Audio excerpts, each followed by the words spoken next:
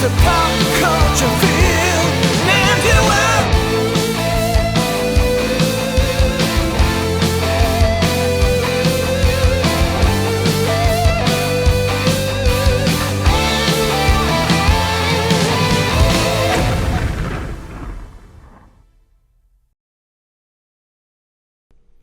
All right, and whenever you're ready. A PCFM podcast? I'm in. There you are in the bar, and I approach you and say, I know you've been out of the game for a long time, but I need you to do one more job. It's called the Pop Culture Field Manual. Are you in or out? God damn it, I'm in. What we hitting? We are hitting all of pop culture. And your ears and your eyes, ladies and gentlemen. Welcome back to the Pop Culture Field Manual podcast. That was the greatest intro we've ever done. And I just ruined it by mentioning that it was the greatest intro we've ever done. Every intro we've done. Every intro we have done has literally topped the intro before. So this is the 26th best intro we've ever done. Damn, 26 episodes in? I know. Well, real quick, thank you for everybody that made it possible to get to 26 episodes. We really appreciate it, and we appreciate you listening in your cars right now. Yep. And you could probably guess about what we're going to talk about, and that is heists, baby. Heist movies, baby. Heist movies, baby. Everybody loves a good heist movie, and if you don't, you're lying, and you need to stop listening right now. You need to go to the lying counselor and learn how to stop lying to yourself and to other people because you know you love heist movies. Mm-hmm. And you'll probably go watch a heist movie right after it. Now. So that's the name of the game for this episode is Best Heists in Pop Culture. There's a long list of these. I mean, we can't talk about them all because we don't have time to do a Jocko podcast of 4 hours. Someday, folks, when we're maybe making a one lot day. of money, this is our main source of income. We'll give you a 5-hour show if you want. Exactly. You got to subscribe to our OnlyFans for that. That's right. OnlyFans coming soon. OnlyFans coming soon. Cameron, why do you think people like heist movies so much? Well, I know I like heist movies because I fantasize all the time about, how would I rob a bank if I could? I mean, not the saying I can't. I mean, morally, I'm not going to do that because I don't want to go to prison. And, that's not the type of life for me. Right. But I feel like people are drawn to, fantasy ideas that they know what they could never do, but it is a constant thought in their mind. Because, I mean, hey, I'm guilty of, when you see an armored car driving down the street, and in my head, I'm like, how would I be able to steal that thing? Because there's probably a boatload of money in it, right? Yeah. Yeah, scared money don't make no money, brother. Yeah, and I think a lot of times people life is hard. Money is a big problem for a lot of people. Yeah. You just financial hardships is the number one reason for divorce. If you had an opportunity, exactly. If you had an opportunity to get a big chunk of cash, maybe a big risk, but a big chunk of cash, and after you got this, man, you'd be good to go. I think that's a big draw for a lot of people too. And there's a lot of intrigue and mystery and usually with the heist you see the plan, right? Yeah. How it's all going to be. They plan it out, and then you get to see whether or not it turns out that way or something, or maybe they switch it where you don't know quite how it's going to happen, and then later on it's revealed how they did everything, and you're like, oh, it's like this big kind of mystery, almost like a magic trick, like how they pulled it off. Yeah, it's nuts. I mean, the in-depth planning that goes into it. I mean, Right. they utilize every asset that they have in their power, and I mean, a big chunk of it is all imagination. Right. I mean, Right. Everyone thinks you can just go into a bank, pull a pistol, and just, walk out with money. It's way deeper than that. It's so much deeper than that. And I mean, the creativity that exists in Hollywood really do heist movies justice. And I think that's what makes the appeal, because I mean, none of us common thinking people ever would come up with half of the stuff that goes on in these movies. I also think one of the things that draws people in is the composition of a team, right? Yeah, getting that perfect team. The perfect together. team required for it. You got a weapons guy who's usually a military man, and I mean that's probably our draw into it, because some part of the military is, or former military guys do it. You have, the brains who comes up the plane. You got the tech guy. You got the leader. You got the bomb expert. You got almost like A-team. Yeah, literally, it's an A-team. You got the mechanics. You got the muscle. You got the brains. Exactly. It's just and that's everyone wants to know what it takes to pull off a solid heist, and we're gonna go over some of in our opinion, some of the best heist movies we've been able to see so far. And, you know, I'm just going to go ahead and just hit the ground running because... Wait 1 second. Just wanted to shout out to Nick Coelho. I think that's how you say his name. Oh, yeah. Oh, yeah, Nick Coelho. He sent the email that gave the inspiration for this episode. Yeah, thank you, Nick. Thank you, Nick. Ideas. Thank you for the emails. Folks. I know. All right, send us your plans for your bank heist, and we will approve it and tell you if you can go. If you're a go, no-go. All right, well, let's hit the ground running. Let's see our first one. And I'm going to go ahead and just talk about Heat real quick. All right, go for it, man. This is Heat, a great one. In my opinion, is one of the greatest heist movies for one reason. The tactics they use in the break contact scene where they're in the gunfight with the cops. The peeling away. The peeling away is by the book how you do break contact. I know people. Legit tactics. I know people, and I'm guilty myself, of literally showing when I'm trying to teach break contact to like new privates or to like a squad or a team. I've made them watch Heat because that is literally how you do it. You have you have support by fire while the other element is maneuvers. They turn back, continue to lay down suppressive fire while the other movement does, and you literally just bound back just like that. And Heat does it perfectly. They do it perfectly, and I mean, hey, you know, obviously their bank heist goes, you know, terribly, and the movie opens up solid with the plan.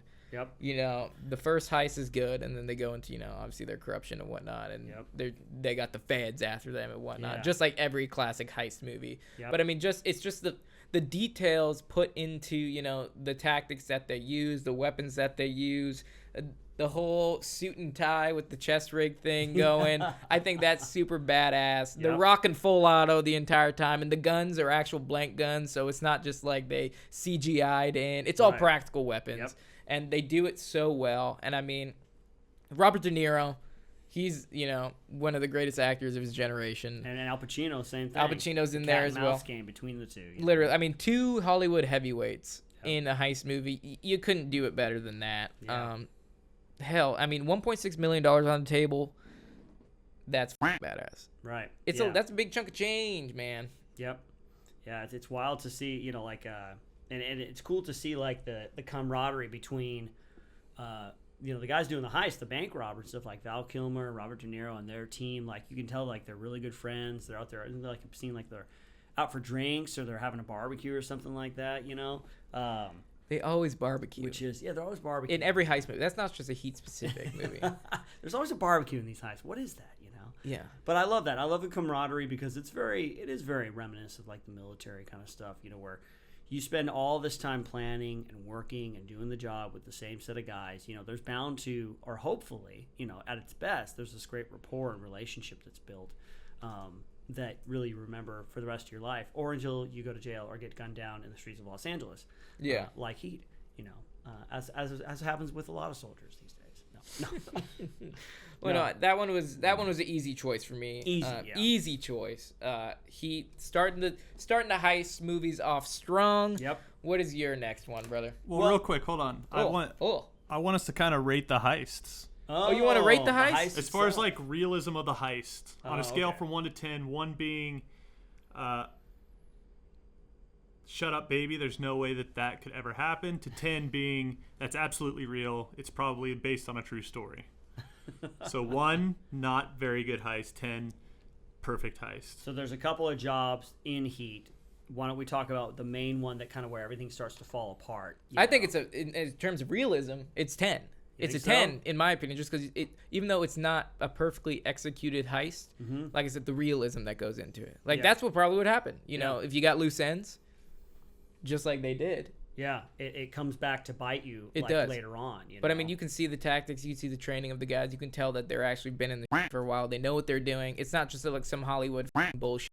They conduct, you know, that break contact will be the best break contact that ever is shown on the big screen. Yep. So that for me that rates it a 10, even though they don't get away with, you know, everything that they wanted to, and they get a lot of people shot and whatnot. But I think in reality, that's what would happen. Yeah. You know what? Just kind of bringing it into the real world, you know, speaking of that kind of situation, I don't know if anybody remembers the North Hollywood Bank of America shootout that happened in 1997. Do you remember hearing anything about this? I was born in 95, so I was sucking on my mom's teat while this was happening. So this was a real bank heist that happened. Two guys, they had homemade body armor, they had automatic weapons, and they walked into a Bank of America in North Hollywood, here in SoCal, and they walked out with money, and the cops surrounded them, and it was this amazing shootout, wild shootout, because their homemade body armor was so good that the cops didn't have a powerful enough, high enough caliber weapons to take them down. So they were shooting them with like shotguns, really close range, some and they weren't revolvers falling. and some shotguns. Exactly, yeah. I mean, they didn't have. I think after that, I think that's the inspiration for patrolmen to start carrying ARs. Right. That would be a good. That would be. I don't know what tactics changed afterwards, but like, yeah, the standard sidearms were like 38 specials and 12 gauge shotguns, and they had, the other guys, it was Phillips and some guy with a really hard name, Matasarano, just real shut-in dudes. They made their own body armor stuff. They had Norinco Type 56, Type AK style weapons. They had like Bushmaster XM15 AR line of AR style. So they were armed to the teeth. And one guy, I think, got into a car. They got split up. One got into a car, and I think he got shot later on and crashed his car. The other guy, here's the thing, that training is he was walking down the road. They couldn't stop him. They were just like walking with him because they just couldn't gun him down. And he got a stovepipe. He got a shell stuck in the ejection, right there. Didn't eject, got caught in there. It's a standard malfunction. Anybody who's had basic training would know how to clear that. He didn't know how to clear it. He panicked, took out his own pistol, and shot himself. Oh, no. All you got to do is knife hand that, Dude, brother. Didn't even know, yeah. Should have had that military training. Probably best that he didn't. Yeah. It ended it right there. But yeah, I remember that For everyone's happening. I safety. remember I wasn't in California at the time, but I remember like, I used to drive around the valley. I remember that area. Just a crazy real life story, about a heist that didn't go so well. So, but the next one we talk about is Army of the Dead. Not my favorite movie, but definitely a different take on a heist. Yeah, it's a different take on a heist movie, and it's very Zack Snyder. It is. You can tell a Zack Snyder movie, very stylized. It's got his own little thumbprint on it, footprint, whatever. It's got a lot of prints on it. It's very dirty. They could definitely dust it for prints and find out Zack Snyder's been a part of this. But yeah, so Las Vegas itself has been overrun by zombies. And what I like is that it's that kind of team aspect that we talked about earlier. I'm in. Yeah, it's you get the classic heist. heist. The heist formula. Yeah, exactly. Recruiting the team. Step one, recruit team. Yep. What's his name?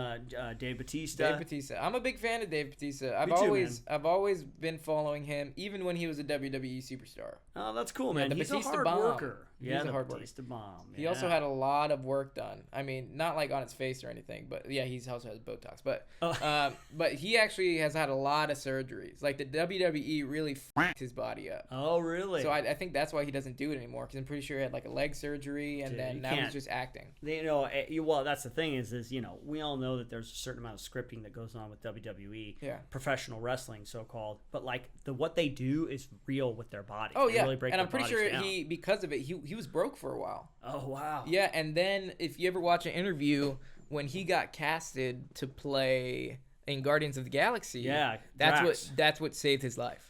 Because he was broke. I he know had that no he was money. really excited to get that role. He talks about how it did change his life. I didn't know that that's what he's talking It's because about. I'm pretty sure after the WWE, because obviously he can't work because his body's so messed up now. He was, almost unable to pay his bills. He had to move. He lost his house. He lost everything. Man. And Drax literally saved his life. Dude. So that's why I have a lot of appreciation for Dave Bautista. Because now he's big, He got Guardians of the Galaxy, which is a huge role. He got Army of the Dead. Pretty big, film that was just released. And then he's on like everything now. I literally just saw that Apple TV show, Seed. Have you seen it? Or Seed? He's in that. With Jason Momoa. Jason Momoa? Yeah, Jason Momoa. And he's in the next season. He like plays his nemesis, and I'm like, good for you, man. Way to come back. Yeah, good for him, man. Yeah. Well, let's talk about Army of the Dead. Let's do it. Sorry, David Bautista. What a great guy David Bautista is. So he recruits his old team, which I always love because they have that immediate rapport, that immediate connection with each other. It's like I need you for one more gig because they're survivors. The team they were surviving in Vegas, and they were like. Well, they were like a team that was sent to like extract people. They were like an extraction team that were in to rescue people, and it was a really hard job, and they lost some of their people doing it, and they were just kind of embittered by the whole experience. So the opportunity to kind of, and they didn't get any recognition. You know? They just did it because that was the right thing to do. Yeah, exactly. They didn't get, and they, much like many people in the military, they didn't get paid a whole lot. No, they did not. But so it's really attractive for them to go into Vegas, which is going to be nuked in 48 hours or whatever, and so they have to go. So it's a bank, it's a heist movie, It's a zombie movie, it's a heist movie, it's a relationship movie because the father-daughter aspect of it. Relationship. And so basically they're Dave Bautista's approached because he's flipping burgers now after all his service and stuff, right? He's classic veteran. I was gonna say that's a classic veteran kind of thing. Like these guys, we have a job, we get training, we are so stylized and highly trained in what we do. And then some of us end up like washing cars, Yeah, or like flipping burgers like Dave Bautista, just because we have a very specific skill asset. We're extremely good at what we do, but we can't do what we're trained to do in the civilian sector because there's no room for stacking bodies anymore. Well, yeah, I mean, and they've done a better job of it, I think, as time has gone on. But it's hard to think about how your skills in the military would translate into the real world. I think there are aspects of them that can, like obviously. Stacking bodies. Maybe you just want to do some private contracting work or something.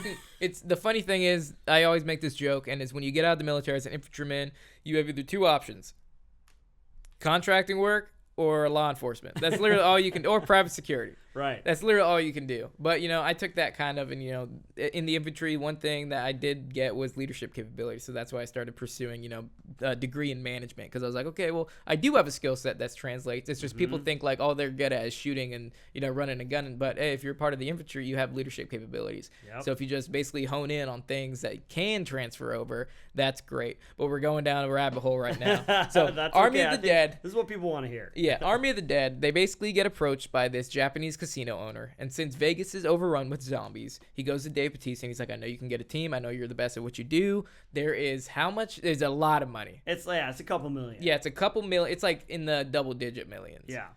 So it's they're like, we got this much money in a casino safe, here's all the plan, here's all the schematics of how to get through it. It's this type of lock. If you can find someone that can bust a thing, you go get my money out for me, extract in a helicopter, and then you can keep a chunk of it. Yep. Yeah. Yep.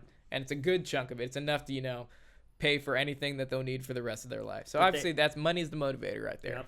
But then they get double crossed because we know that the Japanese boss, he really wanted genetic material. Yeah, he wanted the mind of a zombie. Exactly. To weaponize them. Exactly, to weaponize it. So it's a setup from the very start, and that's not something that's revealed until later on. Yeah. Even though it's kind of obvious that the one guy who's acting skeezy is obviously skeezy and ends up being the betrayer of them all. Of course, he's and then he gets crushed by the tiger. Yeah, the zombie tiger and that. So it's not only a heist movie, but it's also a zombie movie, and it's also a double cross and movie.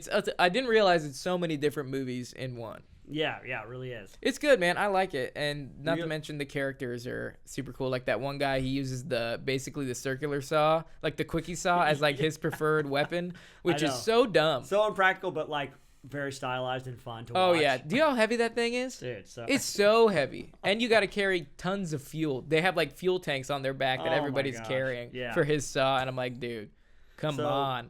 Scale of realism, what would you say? Like from 1 to 10? I'm going to call this like a 2. Yeah, I'm going to call it a solid 1 just because zombies aren't real. Well, I was going to say zombies might exist someday, so I'm going to give it a 2, but everything else about it, like, like the whole idea of like them not being able to fly in. I know they give some sort of like throwaway line saying that there's like restricted airspace or whatever. Bull. Yeah, but like who's out there watching? Like nobody cares. They extract themselves on a helicopter. Government. Like they can extract out of there, but they can't fly in. Like, I don't think they have. It's like you're a billionaire, dude, and there's like a old ass Vietnam Black Hawk on top of the casino. Which why would you have just that old of a helicopter there? Yeah, like a really old. And you're a billionaire. Why can't you just fly him in? A Huey, yeah. Yeah, it's weird, but why can't maybe Halo in or something. Yeah, exactly. If you're that specialized, come on. So yeah, I give it a 1. All right, next one. One thing I want to talk about is obviously one of my favorite movies of all time, top 5. Really? Point Break. Oh, Point Break, yes. Point Break. The Johnny Utah, but we got to talk. It's the Keanu Reeves. The Keanu Reeves, not the remake. diarrhea remake Not that the they butchered that classic film. Yes. Yeah, so it's Keanu Reeves, and it's also Big Sexy Daddy himself, Patrick Swayze. Patrick Swayze. Yes. Yes, it is. Thank you. And it's also, what's his face? Really funny guy. His buddy. His Utah, partner. give me 2. Yeah. Oh yeah, give me 2. What's his name? Here Gary we go. Busey. Gary Busey. It's Gary funny. Busey. Gary Busey is actually a Malibu local, and he used to smoke cigars at this cigar lounge, and my mom used to buy the crates from her store, so that we've met Gary Busey. But Busey. that movie, not only is it one of the most popular movies in my platoon when I was in regiment, it's so many quotes from that movie. So many quotes. Surfing's the source, man. Save your life, swear to God. Yeah, Utah, give me 2.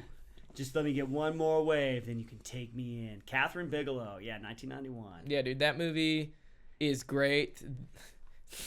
The ex-presidents are surfers.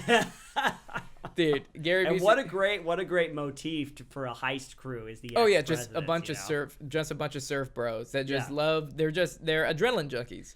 I feel like this is one of those that you couldn't make today, not because it's like offensive or anything, even though everything's offensive now.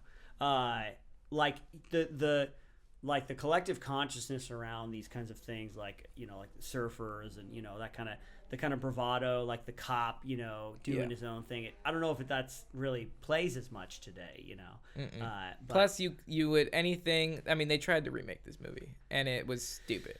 I mean, I applaud them in the remake that they didn't try to do the exact same story. Yeah, it was a twist. They but focused more on the adrenaline sports. Yeah, but it's like it ends up being a meaningless endeavor. Like you didn't have to call it Point Break, just call it something else. Call Breakpoint. it Extreme Ops or whatever. Yeah, but the movie is a classic. The heists are good.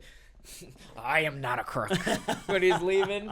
But their strategy is really good as far as heists, and as far as just coming up with surfers, they never go for the vault. They Right. own their rule. They never go for the vault. They have a certain time limit because Yeah. they know the response time for the police. Yes. Right. So they've done their research. They've cased the joints out. Here, hold right there. How are we doing on the It's cameras? like being back in Nam. We're okay. Maybe another 5 minutes and then we'll cut. Okay, so they have a time limit. All right. Yeah, the last thing you said is they case the joints. They case the joints. Let me know. All right, go ahead.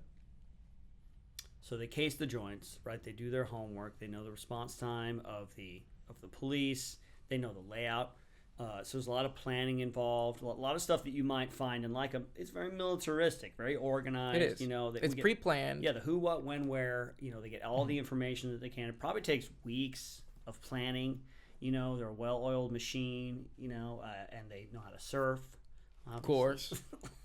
It's one of the skills of the heist. Yeah, and so I that lends credibility in the context of the movie because it's like sometimes, with Army of the Dead, it's only the most thinly veiled semblance of logic and thought behind it. It's like if you think about it in any other, if you start asking questions, the whole premise starts to fall apart. You know what I mean? But with this one, you kind of get it in that day and age and stuff like that. They're surfers. They're following the waves, so they're hitting enough banks to allow them to live while they follow the waves and just surf. It's a season. It's bank season. Yeah. Yeah. So when they're around, they hit the banks for enough money to follow the waves, and it makes sense. You're like, oh my god, surfers. Yep. And then then Gary Gary Busey's Busey. the only one that figured it out. He's Crazy like, Gary Busey. I found on the tracks. It's specifically in surf wax. Yeah, surf wax. Yeah, all the hair that they got or Yeah. whatever. It's like the certain chemicals. Grains of used. sand. Grains and of you're like, sand. Yeah, it's like he's like, everybody thinks I'm crazy, but the ex-presidents are surfers. Yep. But then as Keanu Reeves, Johnny Utah himself, is starting to Utah crack gets his guy because he infiltrates and he doesn't think it's Bodie. right. Yeah, he doesn't think it's Bodie. Yep. And I had to remind myself because I was like, what is his name again? And I realized my first team leader's dog is named after him. It's Bodie. Because I told you we're Point Break mega fans. So Bodhi, he doesn't think it's Bodhi because Bodhi's a great character. Like, he thinks it's the main dick surfer that, like, he gets in a fight with, and Bodhi comes to the rescue, and they kicked each other's ass. He thinks it's what? It's what's Red Hot Chili Peppers. Like, it's that. Yeah, they think it's that guy. And I mean, they're up to some deep shit. You know, they hit the wrong house. Anthony Kiedis. Anthony Kiedis. There you go. And, you know, they think it's that guy because obviously he checks all the box for a piece of shit. And it just so happens he is a piece of shit. He's not the ex-president. Yeah. And he raids the house, and they have that guy who's been he's infiltrated that group of terrible surfers, and he's like he's a DEA guy. So after they hit the house, he's like, what the fuck, man? Yeah. I've been working this case for 4 months. Yep. You think I like dressing like this? Yep. And he blows it, and then they realize that, you know, it is Bodhi because they start like gaining trust, and they want him to go on the heist with him and everything, and then boom, done. But then since they start de-evolving, they start, you know, they start going for, you know, big things. Right. They try to bite off more than they can chew. They go off the plan. Yeah, and go for the vault. Yep. And that's when, you know, one of them dies, and they end up killing civilians, and then, you know, that's when Johnny Utah kind of, you know, gets exposed as the Fed. You know, he's the cop, man. Yep. And they kidnap his, you know, Bodhi's ex-girlfriend, which is Keanu Reeves' lover. Yeah. And it just goes down. What's her name? I forget. Short hair lady. Lori Petty. Lori Petty. There you go. Thank you, Chris. Yeah. But man, yeah, I just had to throw a Point Break in there. It's great, dude. You want to rate it? Realism? I'm gonna say like it's something about like a 6 or a 7. Yeah, in realism it's a 6 or a 7, but in just greatness of the movie, I'm giving it a hard 10. I'm giving it an 11 in terms of greatness. Greatness, it deserves nothing less than a hard 11 on the scale of 1 to 10. Speaking of kind of nothing at all because I lost my train of thought. Three Kings. Three Kings. Three The Kings. military heist. Yeah, this is like down and dirty. I think when people think about this episode, they're gonna want us to talk about something like this. Ice because Cube, baby. This is military men. You know, Desert they're kind Storm, of, right? Yeah, Desert Storm. They're kind of over it. You know, they're kind of they're maybe not. You know, like George Clooney's character. So it's about three soldiers that just tried. They hear about some Saudi or some Saddam's gold, right, in this kind of unprotected bunker that he had hidden away. They're like, we can go and get it. So they're going to go off base and they're going to go off mission and they're going to go after it. And George Clooney is just kind of like this dude where it's I can see the idea. It's a lot. We're not going to talk about it, but there's like Kelly's Heroes, the same kind of premise, right? Where it's the guys in war and they're a bit disillusioned. You know what I mean? Like they maybe they don't know why they're here, or they don't agree with why they're here, or they do agree, but they're kind of been there for too long, and they want something. They want like an out, you know, they want some sort of reward. They feel like they need it, like they got. I mean, the man's bending them over for Desert Storm. I mean, they're sucking over there, and they're not getting paid well. Yep. They're wasting their time over there. It's a big Saddam's giant thing. You know, a lot of people just roasted overseas and didn't see action. I mean, you look at Jarhead, man. What a terrible. What a tease that entire movie was. War movie ever. Yeah, or literally. maybe one of the best because it's like.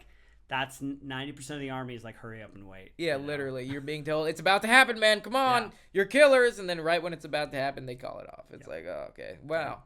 Crazy, man. Who would have knew the military is like that? Mm-hmm. Not me. No way. But and things obviously start to go a little wrong. They get involved with some locals and stuff like that. And they Play kind the of political game. Yeah. They kind of see maybe the devastation that this war has kind of caused for some of the people. And don't they end up giving the gold away? Man, you know what? You're gonna get me here. I can't remember exactly. I know they all kind of end up having lives afterwards, so it's not like they go to jail or anything. Yeah, no. George Clooney becomes like a consultant for Hollywood. Yeah. You know? But you guys can tell us in the comments. Yeah, if you've seen. I mean, we've both seen. It's been a while for me. I know the movies. That's why I was like, okay. They Chris, they're like, I'm trying to help you out here. They go after the gold, but it's also about releasing these this political prisoner and helping out these local people who are like, the U.S. government's here. They're gonna finally help us like overthrow Saddam, and they're like, no, we're leaving.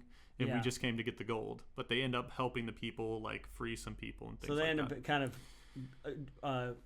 Is a bit of a redemption kind of thing, you know, where they had dishonorable intentions, but then they end up kind of helping them out. Yeah, like it makes more sense to help these people than it is to help ourselves, kind of thing. Yeah, but they still end up with some gold. Okay, well that's good. A win-win. Win-win. It's a win-win. It's a perfect heist movie. It is a perfect heist movie, but they are missing the recipe. The whole putting the team together. Yeah, you know, they're already together. kinda They're already together, and they all have the same skill set. They break away from type. Yeah. Exactly. So in that heist formula, I'm gonna give it a good 4. A 4. I'm giving it a 4 because military men aren't that smart and they can't come up with that shit. Or if your chain of command isn't tracking what's going on and you're on deployment when you're all together, like, you notice when people are gone. You can't just be like, oh, I'm gonna go over here and be gone for multiple, you know. You don't just go outside the wire. You don't just go outside the wire. Now, here's the thing with my rating.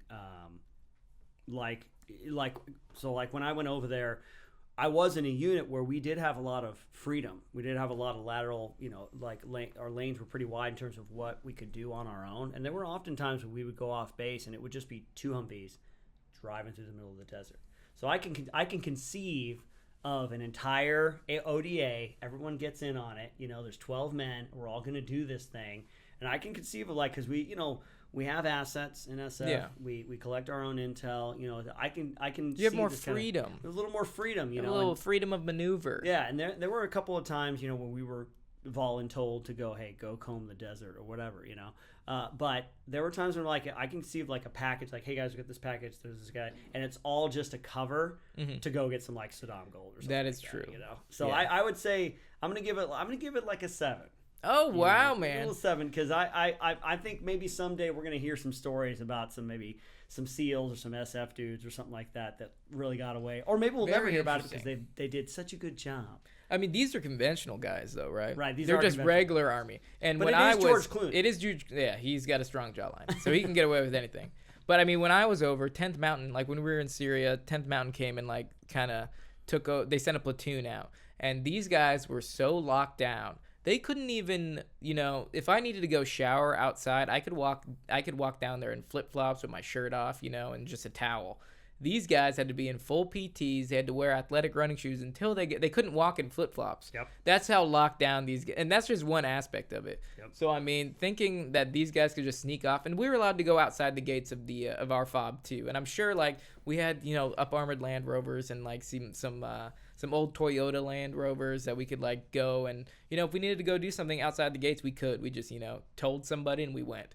But the conventional guys, I don't know about. That's why I give the little bit of a lower rating, because I don't think they have that freedom. Now, if the plot was like they're obviously an ODA, then that gives them a little bit more, you know, freedom of maneuver, as I said before. But okay, I respect your rating, but you're wrong. Wait a second. All right, let's wait. You live under a helicopter flight pattern? It's never been this bad. What are we? I don't know. Or is it Nam out there and I just don't know? Yeah, we're just Do we in get Is transported? zombie apocalypse happening right now? It's like that movie, what is it? The House? Where like, have you ever seen The House? It's a horror movie. I've seen House. You know, Cabin in the Woods. Is it just called House? There's House and House 2, the second story. Yeah. Yeah, they're totally different movies, but like his buddy from Nam comes back or something. Yeah, but like there's a point when he goes and it's like Vietnam. Anyway, Yeah. Continue. The second one's pretty fun. Well, that's okay. Nobody's perfect, and you're also wrong. But I really want to talk about this one. I'm going to skip down a little bit, actually. Do your thing, man. Dude, we got to talk about Die Hard. Die Hard, baby. The That is classic 80s action movie, man. That is classic. And it is a Christmas movie. Yeah, it is a Christmas movie. That's right, it is. It Yes. is. Hans Gruber. Hans Gruber, then, you know. Silver Snape himself. Yeah, that's right. Good old Alan Rickman, man. That's like a reverse heist, though, because he's trying to prevent the heist from happening. Well, you're right. The antagonists are trying to conduct a heist. They actually have a great cover of being like political terrorist guys. Yeah. Like they have all these demands of like releasing political prisoners, and he names like a weird one, you know, and the guys look at him weird. He's like, oh, I read it in the newspaper once, you know, I read it in Time magazine. So what's great about it, you know, yeah. So they're in the Nakatomi Towers. Bruce Willis is the cop visiting his wife from New York. Quick setup. Hans Gruber, they come in and infiltrate the building, hold everyone hostage during a Christmas party because it's a Christmas movie. And then what's great about the heist is the planning. Again, is that they have kind of believable kind of ways that they're going about doing things, Yes. right? They know the security system, right? They knew as soon as they trip certain like safety measures, then the vault locks down and they got to drill through because they can't get the codes from the guy. And then they know the tactics of the police. They know their procedures, right? And so they know how to counteract those procedures. They know how to stall them to create time for themselves. And then they ultimately have a plan of kind of covering their tracks by asking for helicopters, getting everybody to the roof, and then planning to blow it up when they're actually going to go down below and kind of sneak away. They got like an ambulance, you know? Yeah. But I love the reveal where it's like they seem like these really high-end, you know, terrorists that have all these almost like political aspirations to like free their friends and stuff. They're just a bunch of bank robbers. Yeah, there's robbers. they're just playing a cover. But it's Die Hard. I mean, I don't know if you have very many people that would listen to this podcast that haven't seen this movie, but it's a classic. It's a great Christmas movie, and it's a action movie classic. I'm just keep driving that home. I know that's your bread and butter, man. Die Hard is a Christmas movie. I 100% agree. That's right. That's my branding right there. So, yeah, John McTiernan. It's super great. Now, in terms of realism, I would say, you know, yeah, it's funny because I wonder how much the era in which a movie or the events take place has an effect on like their tactics and their planning and stuff like that, because this is before cell phones, it's before the internet, you know, and I don't know what kind of modern movies, modern heist movies have to do with like using the technology that you have at your disposal, you know what I mean? So anyway, it's just kind of an interesting thing to think about, because this takes place in the 80s, right? And it's very much a movie of its time. So I wonder if like the tactics would change with the technology that is available like from then and now, you know, kind of thing. So I don't know, what do you think? I'll rate it. I mean, it could happen. Who knows? Die Hard, Bruce Willis, he's based off real roles of real people. And if Bruce Willis is at a Christmas party and it gets attacked by covering political terrorists that are actually bank robbers, I think he could get away with it, man. I think he could do it. So I'm going to give it about a 7. I mean, like in terms of realism, in terms of like one guy battling, you know, against, we've heard stories of like stand-up fights, you know, like, you know, Medal of Honor recipients and stuff like that. So I suppose it's not too outside the realm of possibility of an elite, like high-end guy that he's good at his job and he knows the area, he knows the layout. I mean, he's doing guerrilla warfare the entire time. That's really what he's sending pop shots and then he goes in the vents. You know, he's working his angles. He's not like bum rushing them and, you know, walking in a juggernaut suit or something and just like taking them all on at once. He very methodically picks them off when they separate in the group. So he's never like fighting like 4 people at once. I mean, there is some parts where, you know, but he's always, you know, shoot from this position, almost like the Patriot ambush scene, you know, when 3 people take on an entire just cavalry. Exactly. I mean, it can be. That's why I'm giving it a 7. Yeah, he's resourceful. Yes. He's competent, and and he's able to even the odds by using ingenuity and clever thinking and stuff like that. You know, so yeah, why not? You know, I'll give it a 6. I'll give it a hard 7, man. 6.5 maybe. 7's pushing it. But that's a good one. Yeah. So I'm going to talk about this one really quick. This is a newer movie that came out, but I absolutely love this movie. Have you ever seen Den of Thieves? I've not seen Den of Thieves. That's Gerard Butler, right? Gerard Butler. Gerald I think, Butler. and 50 Cent's in it. 50 Cent. 50 Cent's in it. And Ice Cube's son, what's his name? He was in the NWA remake. Oh, okay, as Ice Cube. Yeah, he played Ice Cube's son played Ice Cube in the NWA. So he's also in this film. I forgot his name. But I chose this one because, I mean, the plot is they're former MARSOC guys. Oh, no kidding. Okay. So MARSOC Marines, I think there's 2 of them. They went to prison. They pretty much hijacked an armored truck. And, I mean, this, if you want to talk about, like, planning, the movies that you're like, oh, my God, that plan is fucking crazy. Mm-hmm. This is the movie for you. Not to mention Gerald Butler's, like, surprisingly, he's the protagonist in the movie, but he has so much wrong with him that he almost seems as the antagonist. Okay. So he works for the LAPD, but his team is so harsh. They don't do things by the book. They do drugs, they drink, they hookers, they they do the whole 9 yards, and you're like, these guys are cops. Dude. And they're on a task force. I'm pretty I'm pretty sure their task force is called like the Renegades or something. They're almost like they've been kind regulators. of I'm pretty sure unofficial permission to go outside the law. In order yeah, to get they their job are. done. They are the guys that the cops calls to do the dirty work, Okay. essentially. But they're still part of the LAPD. They're like a special unit in the Okay. LAPD. So like I'm pretty sure they're called the regulators. They all have like Grim Reaper tattoos and stuff, and they go and so basically, Merriman is the main guy. He's on parole. And he's a former MARSOC Marine, and all the people he meets in prison are the ones he trusts, right? And they recruit Ice Cube's son because he's a bartender at a local bar that they're drinking at, and they heard he's a good driver.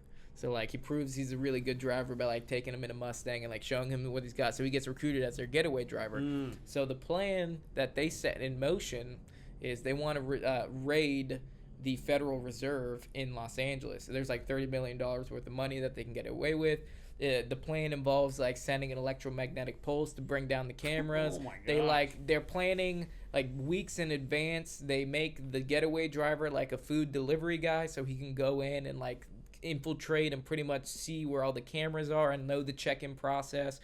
And like they involve like a trash dump by putting all the money in one of the in the dumpster truck and like driving it away. But spoilers, everyone. Oh God, I wanted you to see it. Now I'm like spoiling it for man, you. it's But okay. it's a great movie. Statute of limitations is passed. It's okay. So, but it ends up being a double cross because like they don't trust the new guy, Ice Cube's son, at all, and like Gerald Butler's character ends up kidnapping Ice Cube's son and like getting the info out of him about what's going on because they beat the shit out of him. They like I'm telling you, they are the law, but they are the bad part of the law. So like they legit like beat the shit out of him, torture. He like pees his pants and everything, and they drug him and like tase him, and they're just like torturing, getting info. And the heist goes down, and like Gerald Butler is basically trying to track them down, and he's like, and it ends up having like a heat getaway car in like Los Angeles traffic where they're doing like the break the contact thing, and it turns out that Ice Cube's son, his name's Donnie in the movie, and Donnie turned out to double cross everybody. And when Donnie gets captured, they like let him go because he tells them everything. So they go after Merriman, but in actuality, Donnie planned with his friends to basically do another truck and replace the truck. So they end up getting away with all the money, and Merriman gets busted, and basically Gerald Butler's like team gets all schwacked because they're shooting each other. And it's just like a twist. You know how there's that Rick and Morty episode about the heists, and there's like the heist turns into a double cross, into a double cross, into a double cross, into a double cross, and like they're just double crossing each other, and like I knew you would have done that, so I did this, and it was like, well, I knew you would have done that when I did this, so I did this, so when you did that, I did this. It's literally that classic heist film. Yeah. But it's so good. I like it. It's pretty brutal, and I like the fact that like the guys are MARSOC Marines and they have like tactics that they actually use. But Den of Thieves, really good movie. In terms of rating it on realism, I probably can be the only one that rates this because you haven't seen it. Yeah. I think it's about an 8. All right. As far as just actually happening. It's pretty good, man. They do a really good job of it. I think when you talk about heist movies that involve former military people, it's kind of something easy for people to latch onto because there's an assumed level of training that a military person has. And even if you don't know what MARSOC necessarily involves, it kind of gives a lot of latitude if you're like a lazy writer or just a writer. You want to be like, I don't want to spend a lot of time talking about why they know these skills. So we'll just label them as special forces. Yeah, exactly. You just give them the label, and then people are like, oh, I kind of get that. Makes sense. Because there's an idea within popular culture that if you're a certain kind of soldier, well, then you have a certain set of skills. Yeah. Oh, he's a ranger, airborne, sniper, marine recon, special forces guy. Therefore, he can do anything with his hands. Create this nuclear bomb and go into space as an astronaut. Yeah, he can do anything he puts his mind to. Well, let's talk about some. We're kind of running out of time, so let's go through some honorable mentions real quick. Just some great heist movies that you should probably check out, or I actually need to check out. The first one I want to say is Triple Canopy because as I was doing research for this, I didn't have quite enough time to watch it, but I know it's a heist movie with former military dudes. It's Ben Affleck, it's Oscar Isaac, and a couple. Dude, Ben Affleck finds his way into all the heist movies. Dude, yeah. Because another one on this honorable mention list is something I wanted to talk about, but we're running short on time. But is The Town. Right. The Town is so good. Does that take place in Boston? It's Boston. Harvard Yard? Yeah, he's like, dude. I want to go with you. No, the Town, a great Ben Affleck movie. He fits that character so well, just like the Boston He's guy. been doing it since Good Will Hunting. You know? Oh yeah, no, and all his movies are in Boston because he's a Bostonite, isn't he? Okay, there you go. I'm pretty sure Ben Affleck's a Bostonite. But The Town's a great movie as far as an honorable mention. That one should have made the list a little bit sooner, but hell, there's so many heist movies out here. Heist movies part 2. Electric Heist movies part Boogaloo. 2. You got The Usual Suspects, Mm-hmm. classic movie. I think a modern day classic, where it's almost like a whodunit kind of Whodunit. thing because they find them all dead, and then it's Kevin Spacey's character talking about what happened. Turns out he's just making everything up because it's him the whole time. You know, Of course. And then you got obviously the Ocean 11s. Ocean's movies. Ocean yep. 11 Classic and heist 13, movies. but not 12. Not 12. No, 12 sucks. not 12.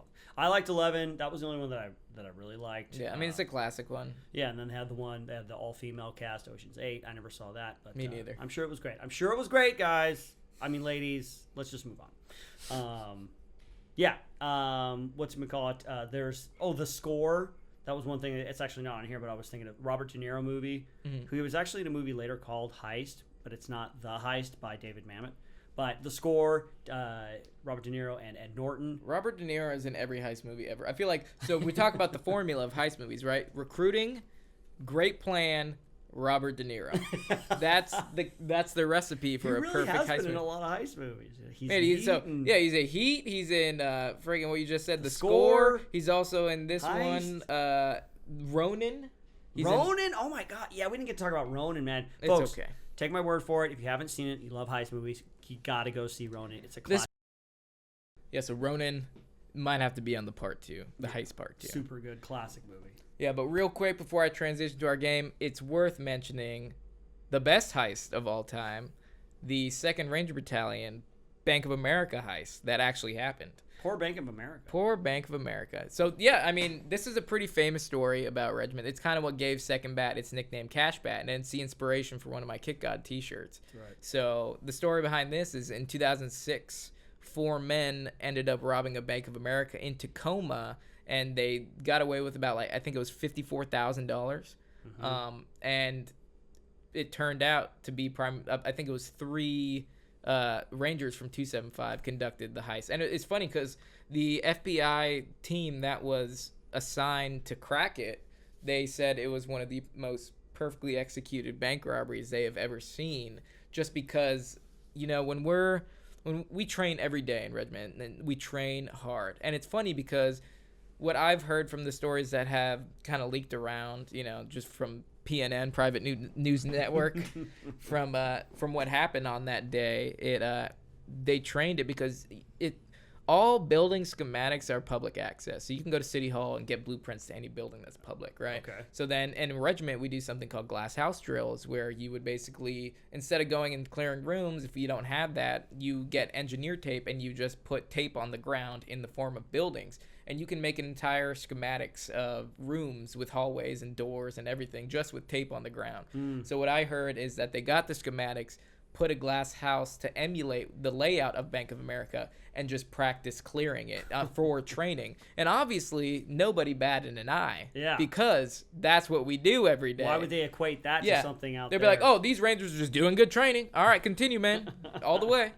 And, so they ended up perfectly executing this bank robbery. Although they did not get away with it, they eventually got arrested and everything. But it gave Second Bat the nickname for Money Bat. Probably for the best. Everybody wins. You get a cool nickname, and they get to go to jail. It's okay. We're not perfect, people. Nobody's perfect. And don't let the actions of individuals label an entire organization of warfighters. Fallacy of composition. That's right. But anyways, I think we can leave on that note, on that positive note. Let's switch to our game. All right, let's do it. All right. Chris, you got a game for us, man? I sure do. This one's called What's the Score? What's the score, see? What's the score? Oh, we're going to Yeah. speak easy. Yeah, it's like old-time language, 23 skidoo. All right, so I'm going to tell you a heist, whether it's a TV, video game, movie, or real-life person. I'm going to, if the heist has a name, I'll say that, or if it's a person, I'll say that, or if it's the name of the game or the movie or whatever, I'll say that. And you have to tell me what the score was, what they were trying to steal. Oh, okay. Or what they were seeking out, okay? So let's do a warm-up. Ocean's 11. What were they trying to get? Money. Money. Come back when you get some money, buddy. Casino money. It's money. Casino money. $150 million. Okay. That is a lot of money. Not a bad Although chunk it's of still change. less than the Powerball. All right.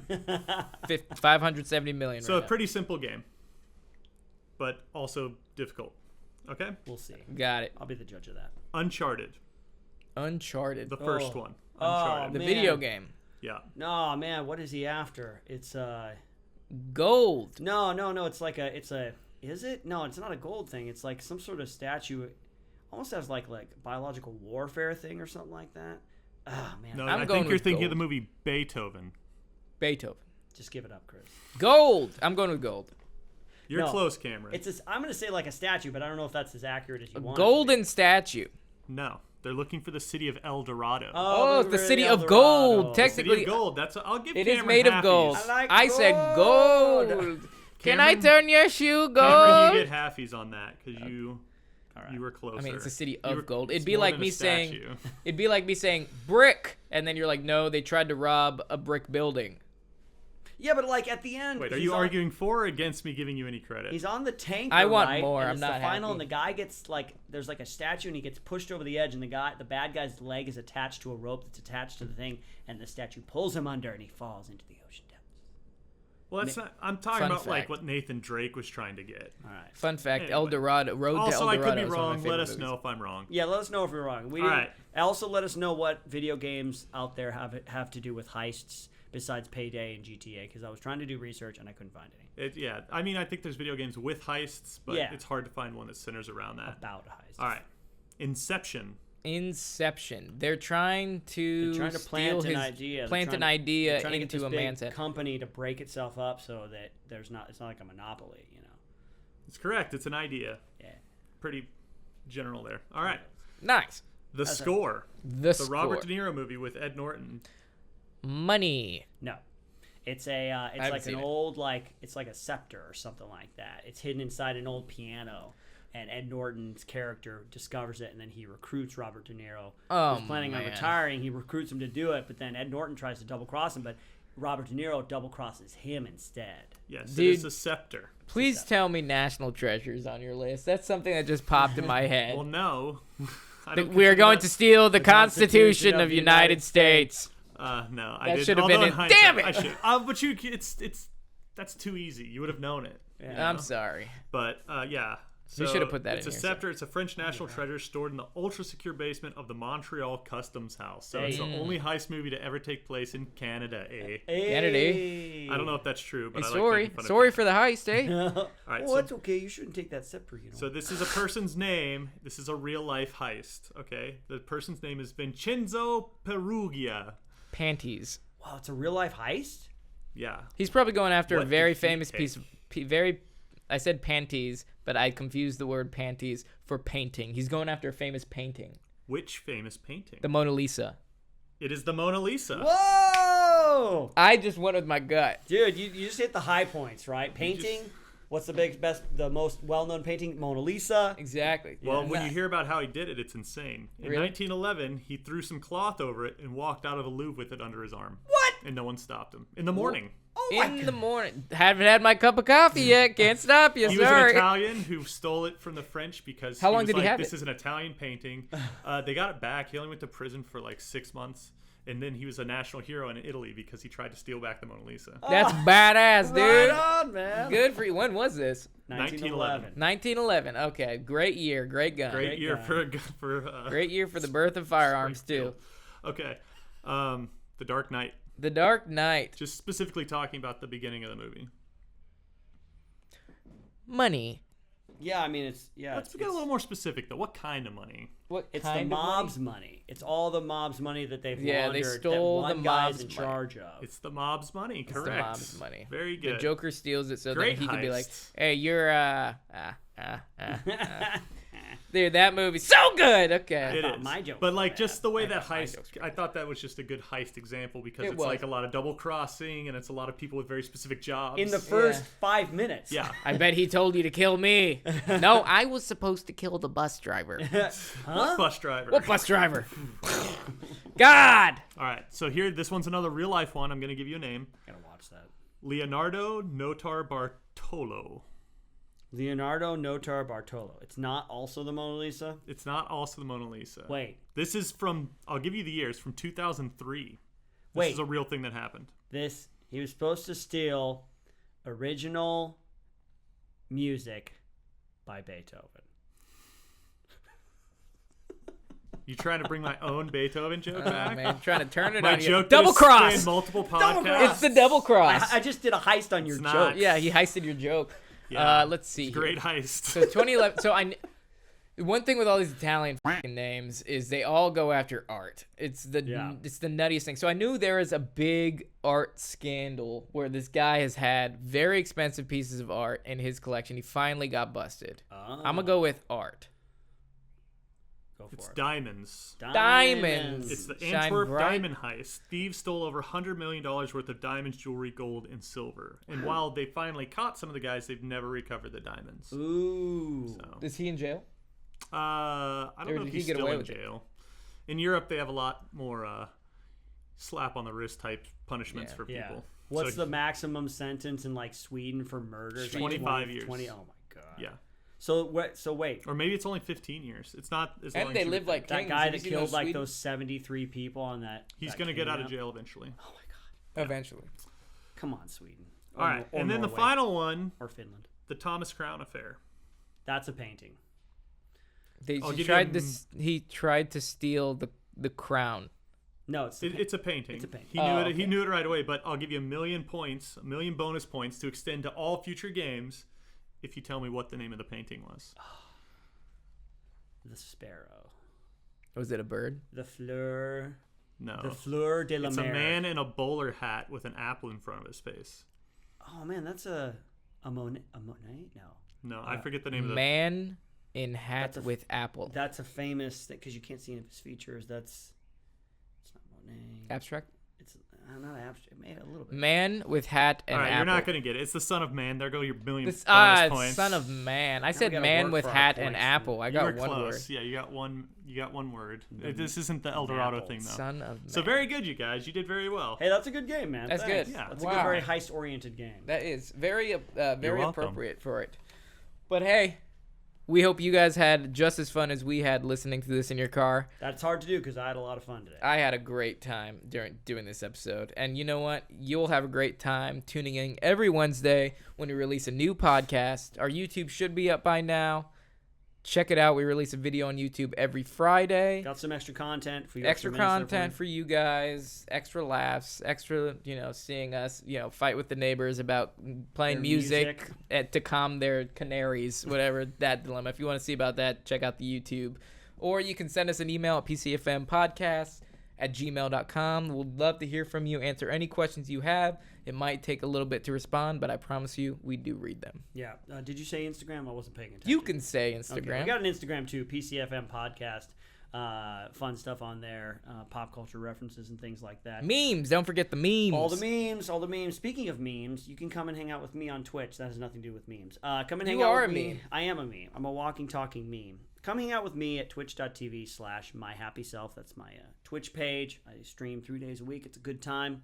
And Cameron, what can they do to interact with you? To interact with me, you can find me on my Instagram at Cameron C. Fath, or you can follow my streetwear page, Kick God Apparel, or if you want to support the brand, go ahead and check out some of the stuff we got on our website at www.kickgodapparel.com. Now, Cue cue music. I wanted to say it this time. Okay, sorry. It's okay. You know what? Never mind. Say it. Cue music.